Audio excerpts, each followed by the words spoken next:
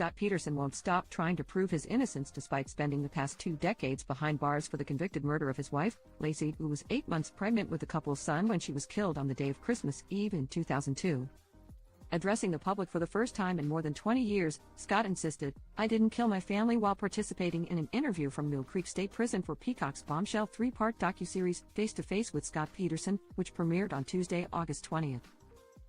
When it comes to backing up claims he was wrongfully found guilty of murdering his pregnant wife, whose body was found right where her husband told a friend he was fishing that same day, Scott's main argument tends to circle around his belief that prosecutors and detectives purposefully ignored evidence when investigating Laci's death. "Don't trust me, look at the evidence," Scott, who was serving life in prison without the possibility of parole, declared from behind bars. "There are so many instances where there was evidence that didn't fit the detectives' theory that they ignored," the convicted killer alleged, claiming there were specific leads police looked past during the initial investigation that potentially could have exonerated Scott. "People want the answer they believed in to be the answer."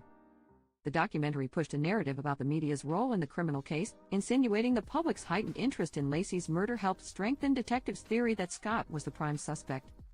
However, Scott and his supporters, including one of his strongest advocates and sister-in-law Jamie Peterson, insisted there is still a lack of evidence proving Laci was murdered by him. One alternative theory Scott and his allies accused detectives of refusing to fully look into was the possibility of Laci being abducted during a burglary that occurred at the house next door right around the time the mom-to-be went missing. Additionally, the stolen van was set on fire about 1 mile from Scott and Laci's home. An investigator previously revealed there was a mattress inside of the vehicle that appeared to have bloodstains, but a lab test proved otherwise. In May, Scott's legal team's request for the mattress to be retested was denied by a judge.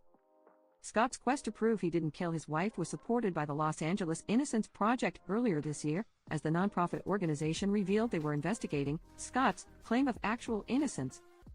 Recalling the dark day Laci was murdered, Scott said, "Every moment is so real. And still there?